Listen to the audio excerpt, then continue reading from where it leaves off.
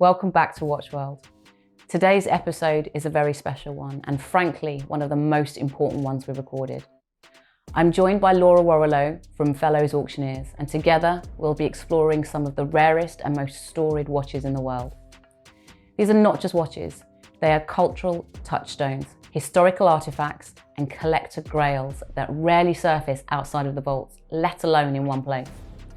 From a Paul Newman Daytona, like the one that shook the auction world, to Royal Commission Submariners and prototype COMEX divers, each one tells a story of craftsmanship, provenance and passion. We approach this conversation with humility because the watches speak louder than any hype.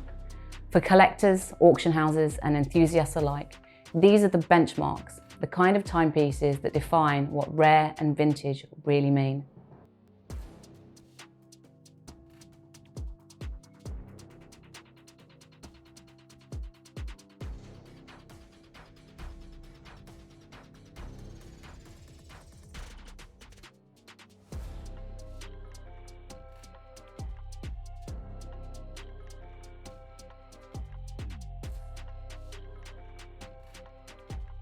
Warrilow, how are you? I'm very well, thank you, Faye. How are you? I'm absolutely great. Firstly, I cannot thank you and Fellows Auctioneers enough for joining me today. I've got so many questions to ask you.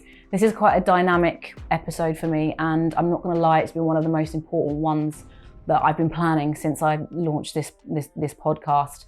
I was given some advice a long time ago about how I should approach this, and one thing that came to light was I've got access to some great watches and some great people in the industry.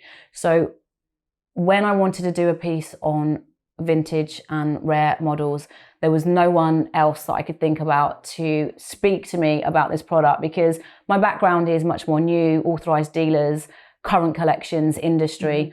I don't know anything about the rare and vintage background, and therefore having you from Auction Fellows to talk to us gives real credibility to some of the pieces. And we've got a collector that has absolutely opened up a treasure trove for us today, haven't we? We have. I've never seen a collection in one place such as this. It's truly exciting to be in the presence of these watches, let alone be able to handle them. There is a humility to it, isn't there? Absolutely there is, yeah. It's you're seeing these watches from a certain era of time that's quite magical to a lot of collectors. Yeah. It just drums up the interest of so many people. And these are the Grail watches, and this is where they've come from, or some of these pieces are the originals or very close to the originals from the eras, and we'll talk about the watches particularly.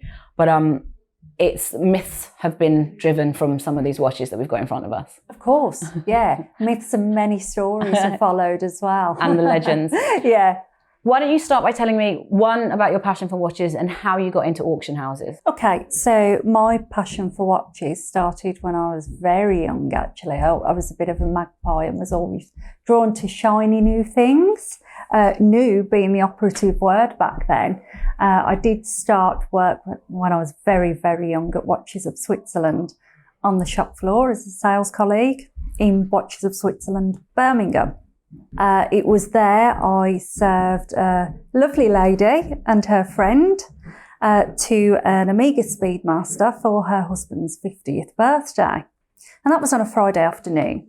And the following Monday, I had a phone call, and it was from a certain Stephen Whittaker, who owned Fellows Auctioneers. And he was looking to expand on his watch department. And the lovely lady and her friend who I had served on the Friday was actually Jane Whittaker, Stephen's wife, who is a director as well at Fellows. So they invited me to go in and have a chat. And it was from there that my interest in vintage and second-hand watches really did spark from.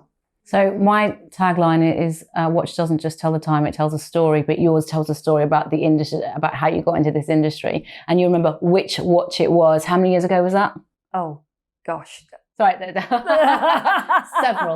Several years ago. Many. Yeah, I've been in the watch industry for 25 years, all told. Okay. So there's a lot of watches been sold and a lot of stories been told. So you then moved from a very reputable high street retailer Yes. over to Fellows, and you didn't know at the time who you were serving. No. And they headhunted you effectively. Absolutely. And at the time, I was the 19th employee to be taken on, and I was only the second colleague to be taken into the watch department, and I was a junior cataloguer.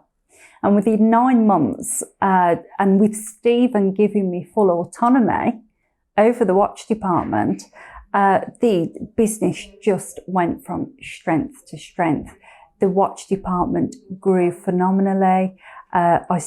Within 9 months, I was the head of department, and I had a team of about 8 or 9 watch specialists around me. And we went from holding about 4 quarterly specialist auctions a year to 1 a month. So it was amazing growth, and it was quite rapid as well. It's a huge shift, isn't there? Yeah. And I don't think there would have been many women in that role at that time. I mean, it's still quite a male-dominated industry at certain levels and in certain roles. It's very male-dominated out there. Yes, it is. So at that time, no, I think there was one other lady who was in charge of the watch department of Bonhams in New York, I believe. So that was quite impressive. Okay. And I don't know anything about the auctioneer process. So I want to go on to understand about how it's grown, why people would potentially use that as a medium to buy luxury goods, particularly watches. But why don't you start? I've never shopped at an auction before. I visited you once in your Mayfair, in your Mayfair house. Yes. It was Our townhouse. the townhouse. Yes, Oh, it was beautiful. Stunning, isn't it? And showed me through some of the products because you were getting ready for one of your monthly auctions. That's right. Yes. Educate me on the process. I've never been. That was my only experience. Okay. What would I do if I'm coming to you to buy something? Okay. So our auctions are held virtually nowadays. That all changed in COVID. Before then, every auction was live. We'd have Stephen Whittaker as the auctioneer in the sale room in Birmingham. But now they're all timed auctions online. So you would go on. Every watch in the sale is available to view online about 2 weeks before the auction. We try and get it live so you've got plenty of time. When you've chose the lot that you really do like, you can read a full description of the piece. You can read a full condition report, which gives you every minute detail on that watch. We will tell you if there are the tiniest scratches or the biggest dents. We'll tell you if the watch is pristine or if it's for sale and it's just good for spares and repairs. It's full disclosure when you're buying at auction. So I think that really gives us credibility that you can be comfortable as a client to spend money with us. We find the clients that shop with us, especially our watch clients, a mix of traders and some personal shoppers too, who will come looking for that piece. And our customers are either looking for a watch at a keen price or that piece of interest, such as these wonderful watches on the table here that you just cannot get. As a first-time buyer at an auction house, what would be most important piece of advice you could give me? Always have fun. Okay. Set yourself a limit. Okay. Remember, there's a buyer's premium to go on top. And try not to get carried away. There's four bits there, but there's lots really. But I should be able to stick to those. It's very easy to get carried away. Do you think the romance has been taken away? Now it's all done online. I like the idea in my head of somebody with is it a gavel? A gavel. A gavel. Yeah. You know, I want to go in. I want to see the paddles going up with the numbers and the people in the background going, and people on the phone buying. I'm thinking Lovejoy, right? That's my point of reference. If you're not in-house having that experience, does it take the romance and the enjoyment away from buying, or is it not the process? It's the purchase. I think it's the purchase. It's the rush that you get when you're shopping and you find that piece that you've been looking for a long time. Or again, you're getting it and you feel like you've won because you're getting it at that keen price I was talking about. Personally, I do miss the days where we had the live auctions. Stephen Whittaker was a fantastic auctioneer. very gregarious, very entertaining. It's an entertainment value, surely, in it, as an experience. Yeah. And the days were just fun. And there was something magical about seeing all your hard work. When you put together a sale of 400 or so lots, seeing all that work come together. So in that process, it sounds hugely entertaining as an experience.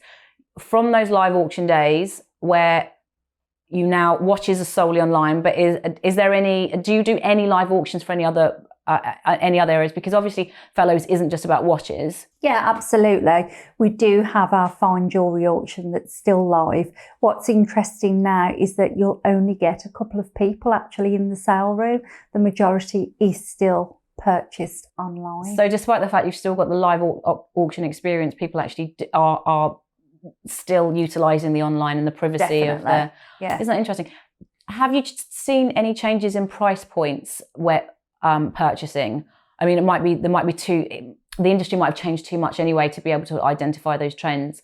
But do you think the people sitting behind in the privacy of their own home, watching those screens whilst these watch auctions are going on, has there been any other changes in people purchasing? Because it's so much more autonomous now. Most of our customers will leave commission bids, so they're not actually bidding live as well. So they will put a bid on when they've viewed their watch that they like, or the piece of jewellery indeed, that week before the auction. They'll decide on the max they want to bid. That's the safety you were talking about. Right. So put your £10 down. Yeah. And then go and have a cup of tea. That's right, yeah. Okay. And then hopefully to come back and know that it's okay. Yeah. And you can watch it gaining. Absolutely. And you can certainly up your bid as well. Yeah. Even if you've left a commission bid, you can up it while you're watching it live.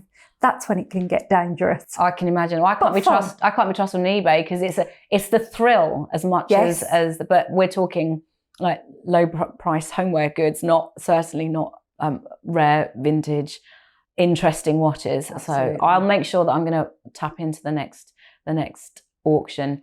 How do you build trust with a client base? Because it's not the obvious place to buy a watch. The pre-owned market is growing rapidly. You've got that. You can have that conversation. You can come back and go. You can come and go and meet with the people, whether it's an authorized dealer or with any retailers on the high street, whether it's pre-owned, whether it's a standalone mono-brand boutique. This has got a slight, I wonder if there's a one step away from that personal interaction. How does that mean that an auction house can build trust and therefore have people constantly engage and return as well? I think with Fellows, we're lucky because next year we're celebrating 150 years of being in business. So we've got that family name that's out there and is well known in Birmingham, and indeed we have global. Yeah, we've got London presence as well, so yeah, it can't be. I suppose 150 years would indicate that it's a trusted business, reputable, credible, authentic. And along with our work that goes into the cataloguing of full description and full disclosure on all condition reports that are so accurate, we do test the watches as well for their timekeeping.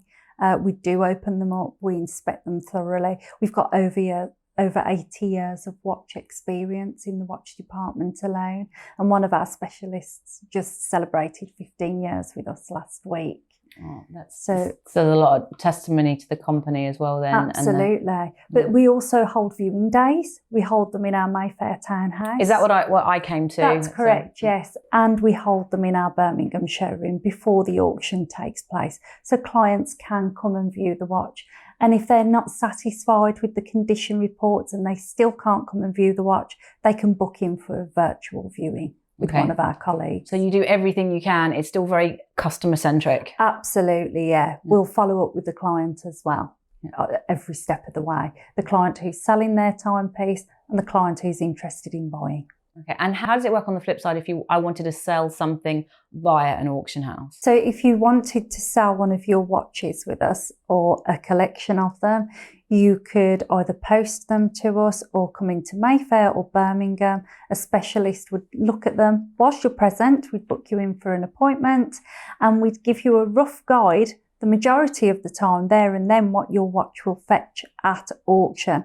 We'll give you a guide price with estimates and we'll also give you a reserve price of which we'll hold. We can do a reserve at discretion or a fixed price.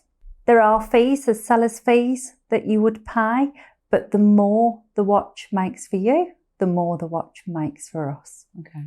Do you get involved in the auctions yourself? Do you bid? Is it something that you personally get involved with, or I have done, but not very successfully.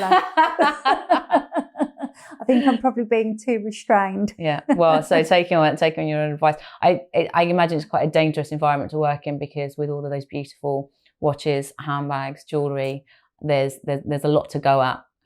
We could end up owing payroll. So what would be key reasons for somebody to buy via an auction house as opposed to, it's always second-hand product, isn't it? Pre-owned, pre-loved? Very occasionally we'll get something through brand new. We do operate with some traders, so we can take their aged stock that's no longer viable to their business. We're always happy to do that, and we'll try and achieve as high a price as possible for them. The clients will never know where the watches have come from. Yeah. So there's discretion for the seller. Absolutely, yeah. It's utmost discretion for the seller. That's got to give a lot of comfort for both parties, really. Absolutely. We'll only ever ask if we can have those details if we have a special collection that's for sale at the time, and the collector's name would help in selling the items. That's interesting. What would be an example? Have you had that historically where? I mean, would it be a celebrity perhaps, or it would be somebody who's had a big collection themselves? What would be the type of thing that really lends itself to enhancing the sale price? So we sold back in, I think it was 2012, around that time, a COMEX watch, which we've got one in this fabulous collection. We do. And he was a diver for COMEX, and it was his watch that he put in for sale, and he was happy to sell it with all the provenance, and that did up the price by another £5,000. That's not insignificant. Piece. No, not at all. Yeah. How important is provenance to watches? Very important. Collectors absolutely love to see the provenance of the watches that they're buying. It's part of the ownership of such collections. I'm sure the owner of these watches possibly never wears them. The collector, just look at them occasionally. I wanted to speak to the collector about some of their watches, and they declined politely.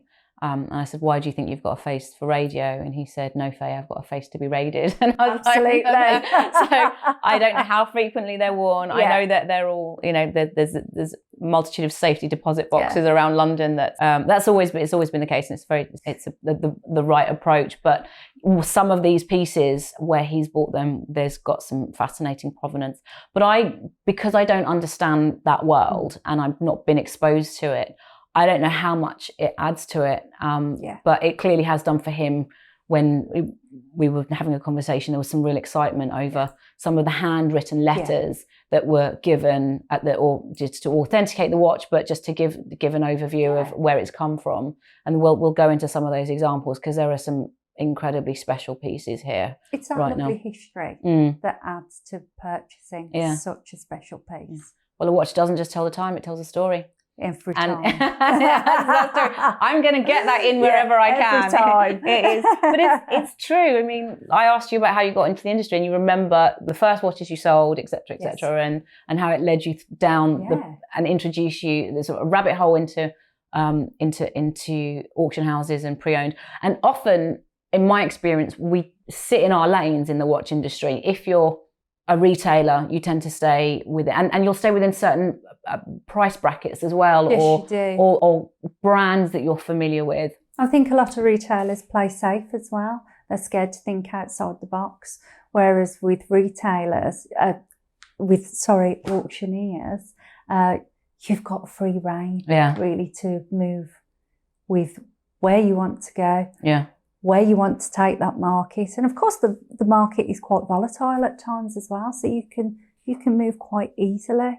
That must be quite a fun space to play in as well, because we've both been familiar with a corporate retail background. Yes. That serves the industry very, very well. Extremely. And particularly for if you're a client, it serves the brands very well and the clients if that's what you want. However, on this side of the world, the watch world, it just feels edgy and interesting and agile. You know, you can sort of move around quite a lot in it, without it being a negative space, because it's got nothing to do with traders. It's got nothing. It stands alone.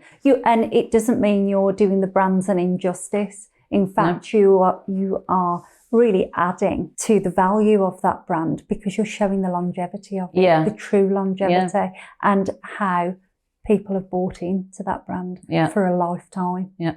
And do you find that specialist watches and rare and vintage, which is what we're going to focus on, they're more likely to come via an auction house or a traditional pre-owned business? They are more likely to come via an auction house, yes, interestingly enough. I think a lot of the problem you have if they come via a retail business, you're not sure if that watch has been sent to a brand for any refurbishment and has been taken apart, enhanced, along the way. Whereas via an auction house, you are buying this piece as you see it.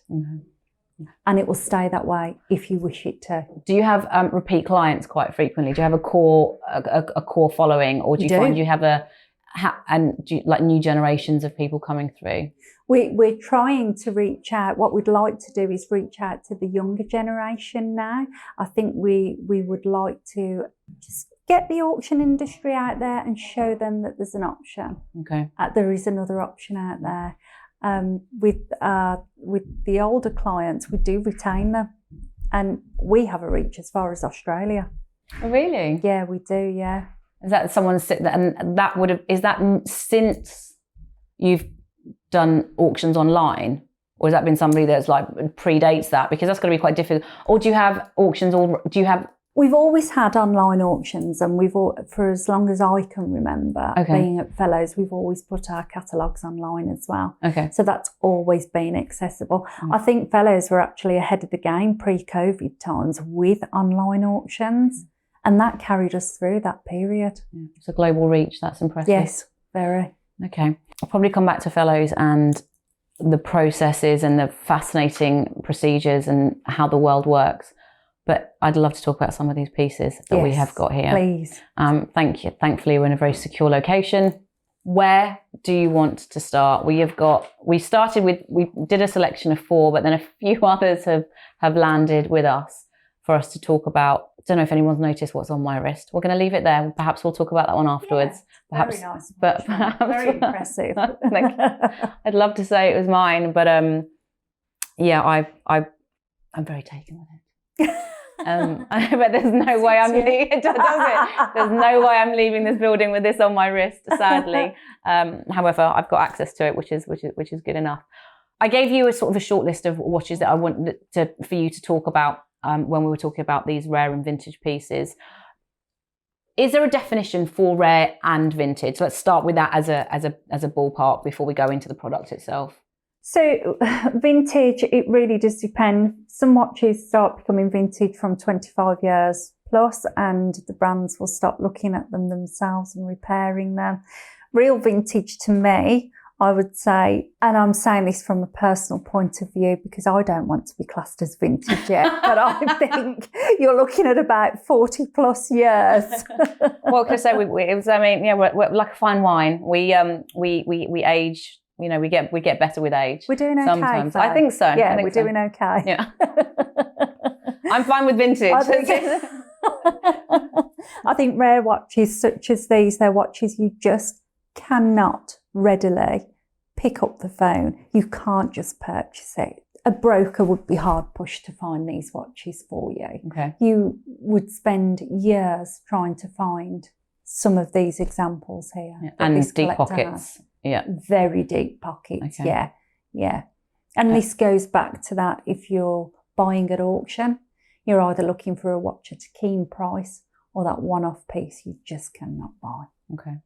And you talked about brokers. How do you work with brokers? Do they work with you? Will they scour your website and your catalogues and keep and will they reach out to you directly, or?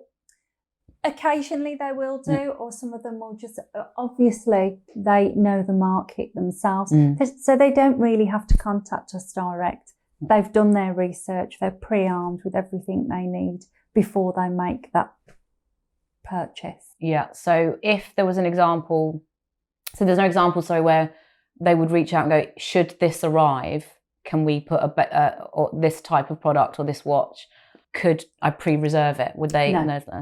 So we don't get that. Okay. Yeah. Which has got to give the collector community a lot of reassurance that it's fair. Yeah, there's nothing underhanded and untowards going on behind the scenes to up the prices for it's okay. Yeah. It's a secure environment and it's a fair environment to shop within the auctioneer world. Okay. That's great. Shall we? Yes. All right. Please do. Right. Yes. So I understand this in its current guise. Okay. Why is this particular model special, and why did you want to talk about this one? This is unbelievably interesting. So this particular model, it's got a rare reference number. This is a 5514. And what's rare about it is that it was made for COMEX as a prototype. Now, as I've just said, it's a COMEX. This Submariner, being a prototype, has a helium release valve on the side of the case, and that's made for saturation divers.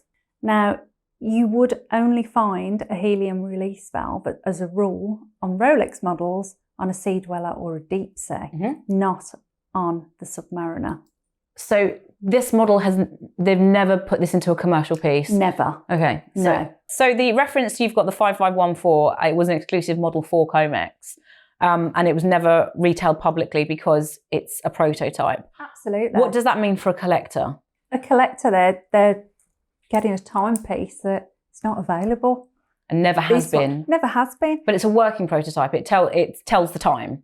Absolutely. And what's really wonderful about this particular watch, Faye, and what's exciting for me, is to be in possession of an actual tool watch. Okay, it was used for what it was built for, because so many watches now, such as the Submariners, I've had one myself. I've never been deep diving. Have you not? No. I know that'll surprise you. And I know GMTs, most people don't know there's a third time zone on it. It's not just the two. So the fact that people very rarely use the functionality of that. But I suppose in collector circles, it's the ultimate intersection of a Rolex for technical ingenuity and deep sea lore. But I didn't know this watch even existed. So why do you think they've never made it into a commercial piece? I don't know. Okay. If there are any listeners out there, we would love to know your thoughts as to why this wasn't made a commercial piece, other than the fact it was made for COMEX directly. How often do you get to see these? Do these come across your path? I've never seen this particular watch. You not? Okay. And I did start out in the auctioneering business in 2006 or 7 maybe. Okay. But I've been in the watch industry for 25 years and I've never seen this particular model. So we've started on a good one. We've started on an amazing one. And I'm not sure how much I'm allowed to say, but this piece has actually got the diver's name engraved on the back of it as well. And will that add to the provenance, not take away? Because if you're selling if I happen to have a GMT or a sub now and I've got my name and I buy it from a AD and I have it engraved and then decide to sell it latterly, it's going to lose value for that reason. Absolutely. Why is it different with a model like this to have the engraving on it? This one being as special as a prototype and being presented to a COMEX diver, it just gives it that, it's just so interesting. You'll never see it again. You know, the captain's name is on the back of this watch, and I think that's as much as I can say. Okay. But you've got traceability on it. Right. As well then. Okay. You have, whereas nobody will really care if Laura Warrilow owned a Submariner. That's the truth. I don't know. I mean, I'd notice it on your wrist, so. But this, absolutely, it's got a story. And if I'm getting excited for it being an actual tool watch, then real collectors would love that. Okay. So this will be sort of a piece that people talk about within the community, and definitely, yeah. Right. Well, let's move on to the next watch. I don't really know how we're going to up the stakes on that one, but I think we're going to give it a go. Let me take that one back. Thank you. And thank you for the education piece on this, because I genuinely, I know I don't know anything about vintage and rare. So age-wise, this will not necessarily fall into vintage, but it will fall under rare. Is that right? That it would be a vintage watch. Yeah. Much to my personal beliefs. So it's the 5514. Is that right? That's correct. Okay. So like a kid in a sweet shop, which one would you like to play with next? Should we move on to the Heuer Monaco? I love the Monaco. Yes, please, is the answer. So, Mr. McQueen, have I got? Is that right with it? Yeah, it's a Steve McQueen. I mean, it's iconic, isn't it? I throw that word around quite a lot, and I actually hate hearing myself say it, but this is when it should be used. Absolutely, it really is iconic, truly, in every sense of the word. This particular model was launched in 1969. And of course, it was made famous by Steve McQueen wearing that timepiece. And it really did explode in popularity when he wore it to film Le Mans. Yep. So with this particular one being on its original bracelet and being from around that time, it's completely original. It's absolutely stunning.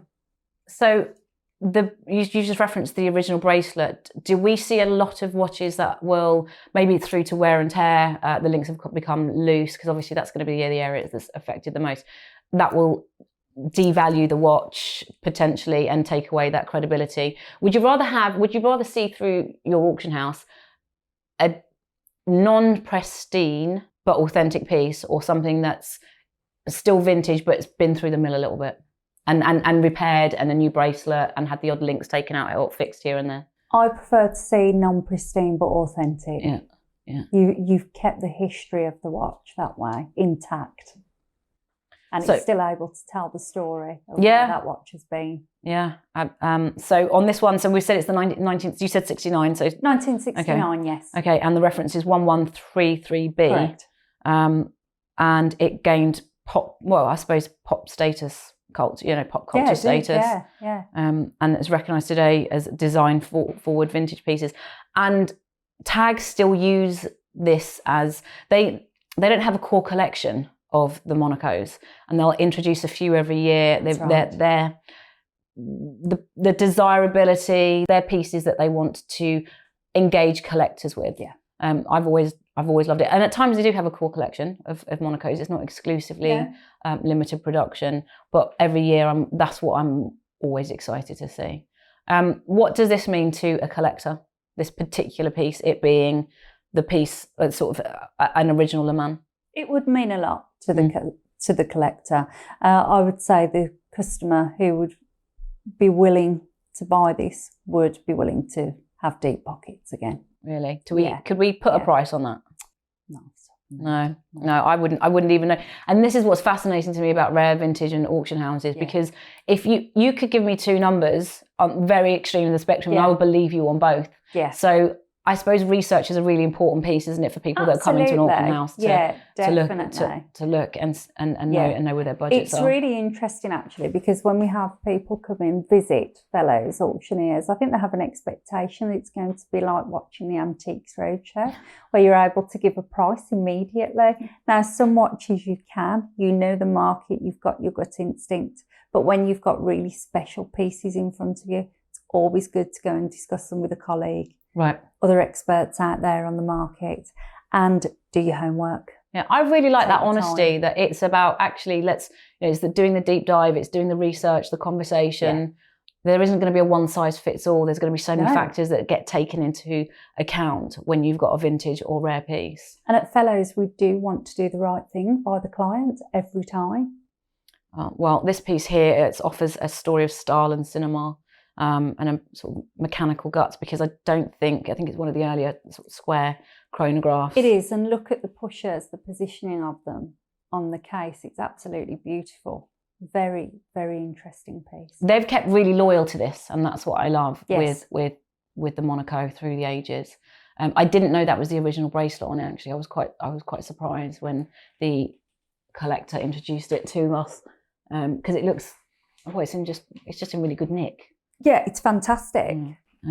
So okay, this one doesn't have any inscription on the back, but we won't hold it against them. No, we shouldn't. Yeah, it's unapologetically Tag Heuer, isn't it? Okay. Absolutely. It's interesting how the cinematography element and what that plays into the legacy of a watch and the storytelling, because, well, we've got there's a couple. Yeah. We'll take a picture of that side by side later. But that's a beautiful piece, and I've always been a fan of, as I keep saying, of the Monaco Speedmaster. Yes, let's do. Right. Now, why is this different to any other Speedmaster? So this Speedmaster is one of the earliest serial numbers that have been found to date. So For Omega? Absolutely, yeah. So not only is this Omega's version of the Rolex Daytona, but this actual model is a 2915 and it's from 1957. So it's very, very interesting. And of course, everybody knows that this was the watch in 1969 that was chosen by NASA to be the first watch worn by astronauts to go up, setting foot on the moon. And this was after rigorous testing and with another huge watch brand in the running. That we all have our suspicions who that was. Are you gonna tell us? No. No. Okay. Fine. No. People can do their own research. Absolutely. And if you're already a fan of this watch, you already know the answer you to will know. Yes, you will know. This particular timepiece is one of the last ones where the current collector and owner of this watch was able to get an extract from the Omega archives. Right. So this goes back to the provenance element. Talk us through the document that you've got in your hand and what it does to support this watch and what it means. Okay, so as the document says, it's been prepared solely on the basis of the information submitted by the client. So this is something that we've been able to get from Omega, where they will clarify the reference number, the caliber and the movement number. They'll say what model it is. They'll say the metal. They'll give you a brief description of the dial and, most importantly, the production date and where it was sold to. So this one was actually delivered to Canada, and this was produced on November the 11th in 1957. There's a lot of detail there, isn't it? And the rarity Lots. is accentuated by the relative fragility of the earliest examples, of course, then the continuation definitely of this particular piece. Well, the Speedmaster in particular. So this will be a highly collectible piece.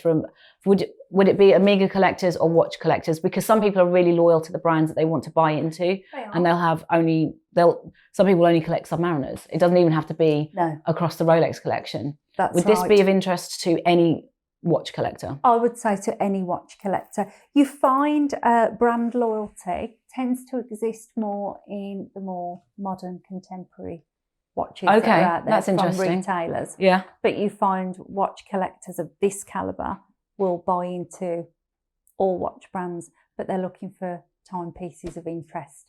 Yeah. Okay. And that would have become the foundation of the Moon watch, as you said. Yes. And that legacy. I think that one's quite rare because of its broad arrow hand. We'll get a close up of it, and the straight tachymeter bezel. The collector was saying that to get a new bezel can be up to 20 grand on that watch. Absolutely. How is that possible? Just for the bezel alone? It's pretty unbelievable, isn't it? Yeah. Considering it's a stainless steel watch and it's from 1957, that a bezel alone would be £20,000. It's astounding, actually. But it's just trying to get that original part that fits this watch to keep the watch authentic and true to its origins. Yeah. Yeah. It's I was astounded by that. As I was saying, it's not there's no familiarity for me in these pieces. Vintage and rare watches are not just this. You can't have the same conversation as you can with a high street retailer in terms of the watches. Will no longer make parts for this watch or any components for it. And how often will something like this come across? Would fellows have one of these in their auction? Very unusual. I'd love to have one of these in our auction. I'll speak to the collector. Let's see what he says, but I'll be surprised. But again, that's fascinating. The penultimate watch, so we're going to talk about, which we hadn't planned on actually, and just came along in this goodie bag, like a sweet shop of can I have some more. This particular piece turned up. So we've got the Rolex Submariner 1680 18 karat gold Asprey production. So it's from the province we've got on this, Sultan of Oman. And I think the collector was telling us that the story behind it was he'd only worn it 2 or 3 times, and his wife to be at the time, before he proposed to her, just said, "What is that Christmas cracker watch you've got on your wrist?" The wealth in this world is ludicrous. So it's obviously from several decades ago, but he's never worn it since. And it doesn't look worn. I don't know, again, too much about this particular piece, but it was commissioned especially from Rolex via Asprey in London. And it's very interesting, this one, because instead of on the dial, you can't see it at the moment because of where the hands are positioned, but where it should say Submariner, it has his signature in the dial instead. Rolex don't do that either. That's super rare, super collectible. And again, that would be something that adds to the desirability of the watch. Absolutely. And the collector also has a letter, a handwritten letter, I must add, from the Sultan of Oman, telling him the story as to why this watch came back up for sale, because his now wife didn't like it. Oh, okay. I've got the story wrong, but that's wonderful. I don't know. I wouldn't know what to do with that. Does that get worn? Does that sit in a safe? I would say this sits in a safe. This sits in a safe. Okay. Yeah. And it's a dinner party conversation amongst trusted friends and very good wine. Which very good wine, yes. Which, in all honesty, a lot of these watches will be dinner party conversations. They will no longer be tall watches. And I highly doubt they're worn. No. Do we find that a shame? Or do we think it's the right thing to do? I think it's more about the preservation of the watches now. So there's a sweet spot, isn't there? There is. Because I try and wear my watches as much as possible. It's always a special occasion to wear a watch. I don't wait for a special occasion to wear my watches. Yes. Especially the ones that are slightly more challenging to wear, sort of in big cities at the minute. So I have a real appreciation when I'm able to wear it and I feel safe. Then you've got these collector pieces that then just get put away somewhere. And I get to appreciate my pieces. They're not rare and they're not vintage and they're not all expensive. Okay. But there's such a divide, isn't there, between what we have here versus what we should be enjoying. And I don't want to call it an entry price point, because everyone's got a different appreciation and a different price point that they can they're comfortable with. But it's just a shame that we've got all of these pieces that are so spectacular that rarely will any of these get seen as a one-off, let alone in one collection. Oh, definitely. And they just don't get enjoyed. I think when you've got a collection such as this, it's more about preserving them for the next generation. Okay. To appreciate and so on. Okay. Which of these that you've seen so far has been the ones that's surprised you the most? Oh, I always go back to the COMEX just because it's an actual used watch. It's a tool watch used for its purpose. Yeah. Okay. And you'll appreciate this, being in the retail world previously. You very rarely get that. Absolutely. And that would have been a piece unique because it was made for somebody in particular unique. As well. Yeah. So it's a prototype. You just cannot get that. It's a one-off. Okay. Well, they've all been quite exciting. What else? I would be walking out with that one today. Yeah. Okay. Unfortunately, it's like 4 knocks in here. We're not walking out with anything. Yeah, I won't be walking anywhere, would I? No, we're just very, very lucky to have had access to these glorious pieces. I'm going to introduce a piece that needs no hype. It needs very little introduction. I'm going to sadly take it off my wrist and pass it to you. Imagine one of the most famous Rolex Daytonas in the world, and the very reference worn by Paul Newman. Let me pass that to you. But stripped, this is the point of difference on this one, but stripped of one of its most familiar features. No luminous plots, no lume on the hands of the dial. And that's what makes this 6239 variant not just a Grail, but an Enigma. Was that painful to remove then? Well, it was. I've seen this watch several years ago and it was lost on me. I didn't understand what it was. By my own admission, vintage and pre-owned is not something that I understand very well, but just through to folklore, this is one that I've seen before. So to be reintroduced to it, I feel really privileged. And I think there needs to be a humility in what is sitting in front of us today, Laura, because they are so rare and they're so well looked after and so well respected by this collector. Yes. There isn't a real, I don't know what the real conversation is to be had around these, because there's only so many times you can sit there and go, wow, my God, I'm blown away by this, and isn't this amazing?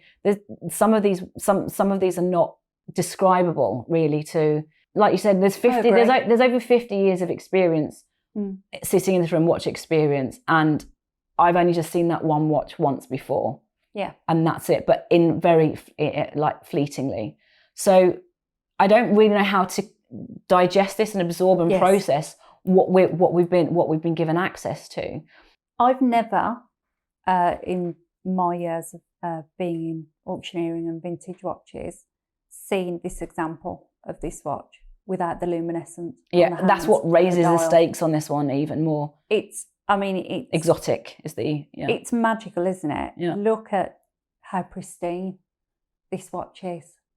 Yeah, the bracelet had been a little bit worn, which I'm pleased about, because it meant it had been worn. Yes. And the collector was sharing sort of another story with us slightly earlier on, where this was bought secondhand in Watches of Switzerland in the 60s. Is that right? I think he was it 60s or 70s.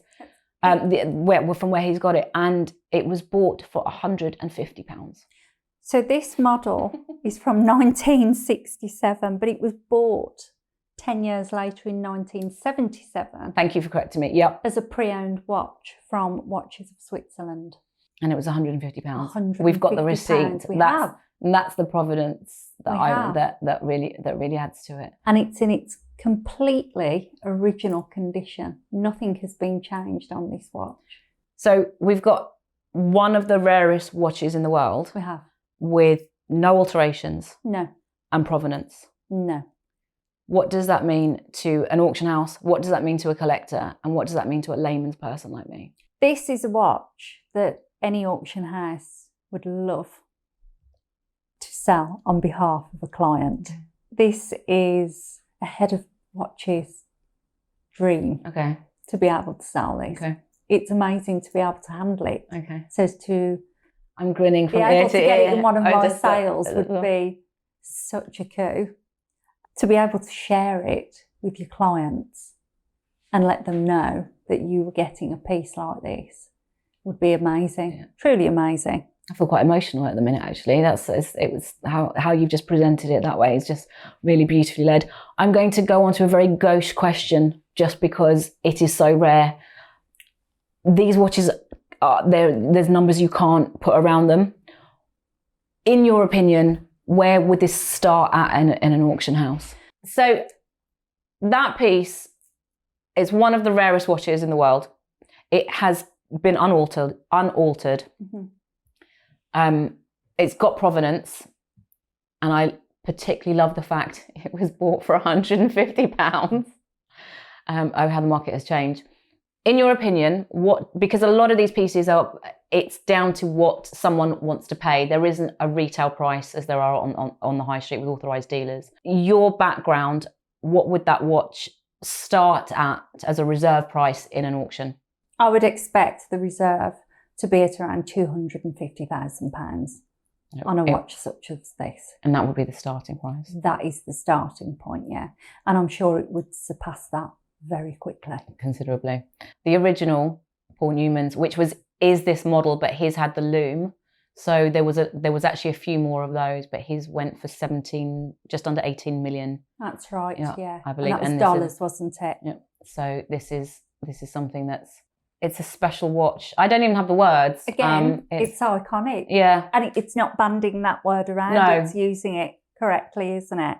It's what legends are built on. And as I carelessly joked earlier, between the Paul Newman and the Steve McQueen, I mean, we've got, and how happy would they be that we've been talking about their pieces? Yeah, I think this is what their careers were about, Laura. It all came to this moment in time. All roads lead to Rome. All roads lead to Rome. Exactly, for us to talk about and appreciate. Their legacy lives on through us now. I can't think of a better place to wrap this up. And in summary, firstly, thank you for your expertise in talking us through some of these incredible pieces.